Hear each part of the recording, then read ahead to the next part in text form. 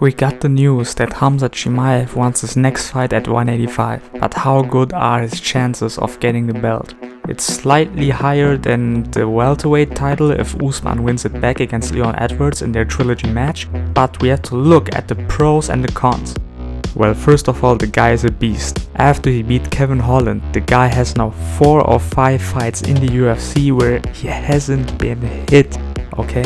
Like we talk about significant strikes, okay? They happen in every single fight normally. Like even the best, bro, even the best, they get hit. But this guy managed to beat like top guys, you know? Like guys like Li Jingliang, you can't sleep on them. But he beat them without getting hit. So that is definitely one pro.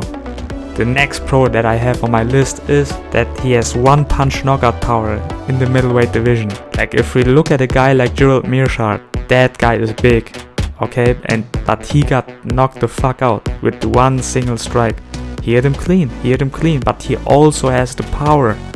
He has heavy hands, and that is very, very dangerous when we deal with a wrestler. And you have a guy like Adesanya whose main focus is it to stuff takedowns, okay? His objective is it to keep the fight standing. But if you have a guy like Khamzat who can threat you with a takedown, has a similar reach, and has heavy hands, like imagine the overhand that Khabib caught Conor with. Imagine Khamzat hitting Adesanya like that. Like he's going to sleep, bro. I don't care what anyone says, okay? So that is definitely the next pro in my list. And the last one that I have is, we saw it in the second Whittaker fight, superb chain wrestling. If a guy has more to offer than just the takedown and he keeps going, he keeps it pushing like Khamzat did, even like in the fight against Burns where he fought very irrational, even in that fight, that chain wrestling came to action and you could clearly see it, you know. Even a guy like Burns was like pretty good, you know, jiu-jitsu, and he can submit many guys from different and weird angles.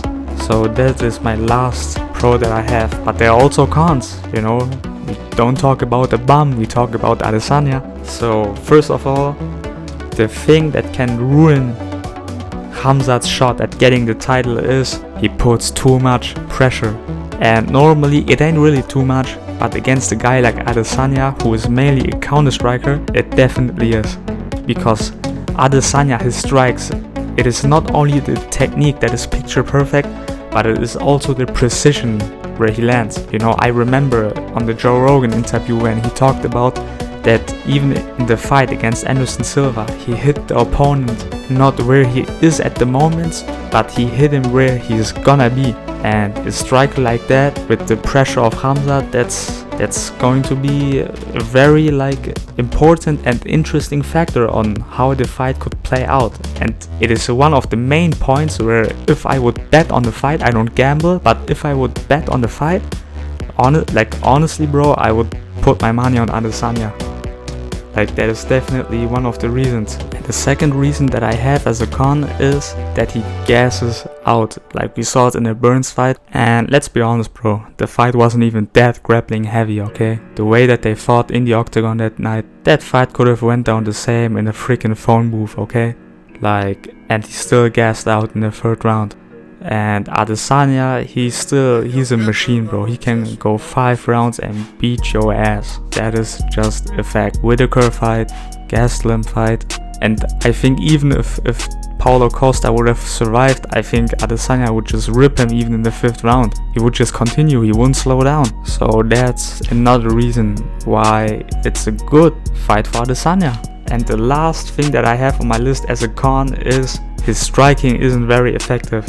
And you could see in the Burns fight. I know many people would say, oh, he was too emotional in that fight. But even in his other fights where he was calm and collected, like with Khamzat, the thing is he throws like straight punches. That's his main thing. And you can't really surprise a guy like Adesanya like that. To beat a guy like Adesanya, you need to fight orthodox. Because in that regard, Adesanya is, I don't want to make the comparisons, but he is similar to John Jones when he was in the light heavyweight division. Like every guy that fought straight didn't have it like pretty good chances. The only guys that could do something were guys that were like his reach, like Reyes or Gustafsson. But even in other fights, He only got like in trouble when people throw like weird strikes from weird angles, and with Adesanya it is the same, you know. If you only throw straight punches, you won't do much against him. And you saw it in a Burns fight where he got dropped, you know, by Burns, who mainly spams like overhand rights. And if Khamzat does that same thing against Adesanya, you know,